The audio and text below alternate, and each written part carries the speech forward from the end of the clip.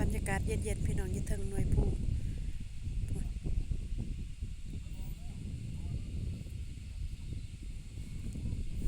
พออยู่เทิงแล้วมันจะเย็นเย็นบรรยากาศเนาะลมมันพัดมาโอ้ยตาสะอ่อนอันนี้แม่นบรรยากาศเศร้าๆพี่น้องอยู่ผู้ดานซินไซหน่อยเนาะนี่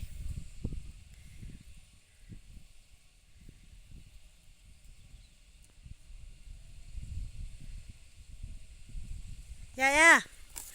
โอ้ยเย็นอีหลีแล้วพี่น้องฟังนั่นก็จะเป็นหน่วยผู้ป้าคักลือแกวะเนาะ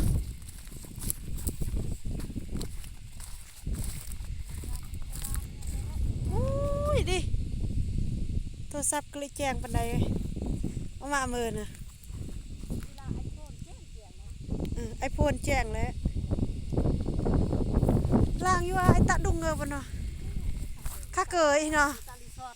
เออโอ้อนาคตแน่นอนเลยนี่จกไฟกระเพาเฮซาแกเสียประแกสท้ายเหวคะแนนเลยเยอะเอ้ยอันไงนะเด้เย่แห่อีมัวรอดประคอบนี่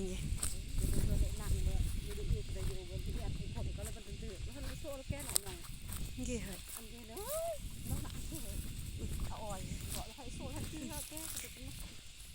เย่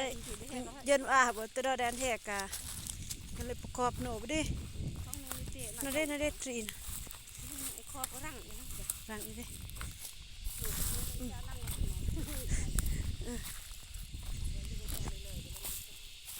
เลยจ้ะสังเกตไงรอยรีดไงเต็ดนะอักลังหน้าปิดบ่บ่พอบนน่าเด้งไงจุ๋เนาะเกิดดิมองหินมาผ่านนี่หน่วยบักใหญ่หนึ่ง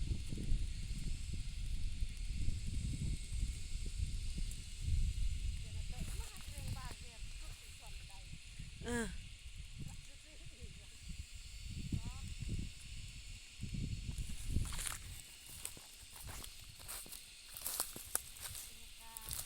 เลยจุ่มเนาะ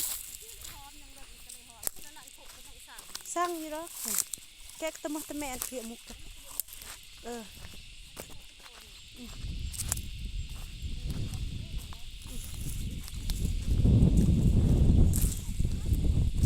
อันนั้นเจ้าคาเฟ่ก็ได้เนาะมามอยู่จงโฮมซอบอะเนาะพออาศัยระยำโต๊ะนะเอามามอยู่หรอกแต่บนบ้านละนั่งเป็นตะเกียงเด็กขอตะเกียงคันเห็นแร่ไงมันเนี่ยบนให้ตะขนาดบุษอนะเบอจุกาแฟนะน้องไงบอลกับบาร์บอนคันโอเบออันนนจะกะโอ้ยกอยุ่งหักไงแล้วมันจะนั่งไหม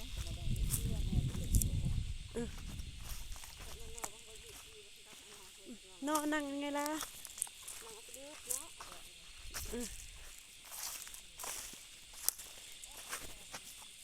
โอ้เดี๋ยวกะมุมดิไรกระมุมมามันเนี่ยอยู่ได้เลยออกกันดิอันนี้เป็นหัวมันอยู่บ้านพี่น้องนี่กระมุมเตะกันนะ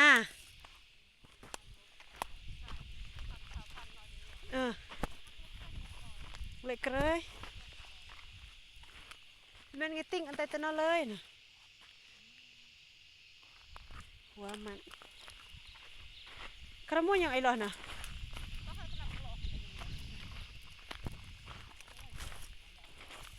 กระสวย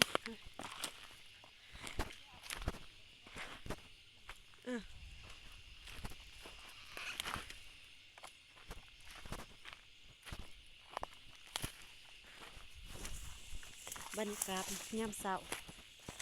แต่เขาขึ้นทางพูแล้วมันจะเย็นจวนละนะอันนี้ละไงตะปวดไอ้อ่ำไง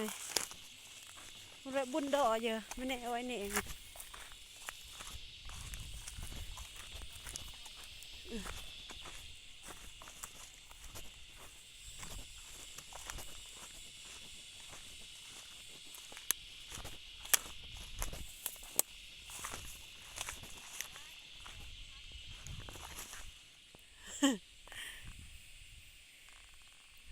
อันนี้แม่นเฮายางลงจากตีนผู้พี่น้อง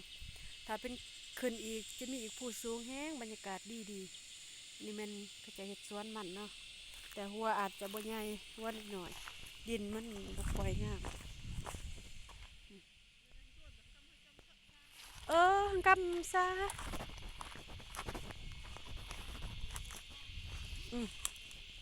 โอ้โหอันน้อยอีน้อตะเป็ดอ่ะไอ้ยะโอ้โอ้โอ้โอ้ทั้งใหญ่ทั้งยาวเนาะคักเว้ยในโจงเฮียนมันไงปะพานนั่นแต่โอ้ยนี่เบิร์คนไร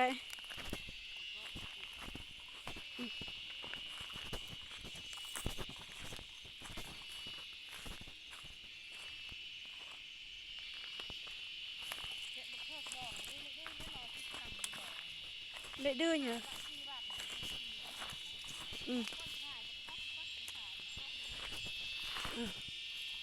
โอ้นอนกระดึกนอนเระนี่ตาอันใดนะ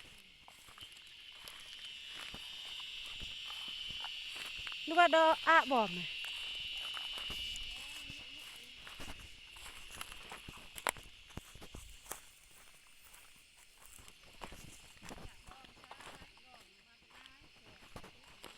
เออไอ้ก็ติดตะบักนะ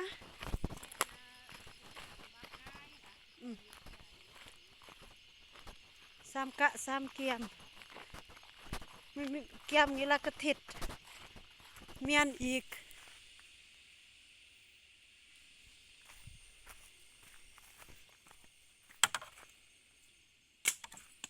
ทางขึ้น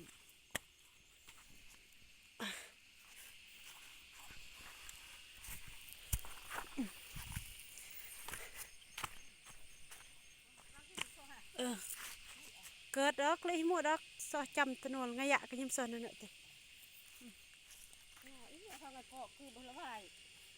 ซอยเนี่ย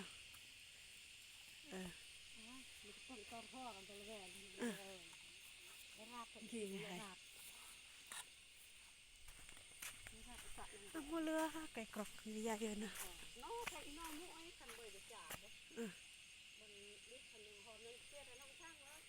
สั่ง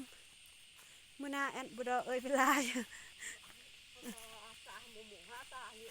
นี่กี่เลยก็สั่งแถวนอแล้วบาตะเบยกูน่ะก็ลานเปาะต้องพูดอันเอ้ยก็เลยสู้ไก่นะโอ้ยนะซอยอยู่ก็ต้องปรันบางทีกะติ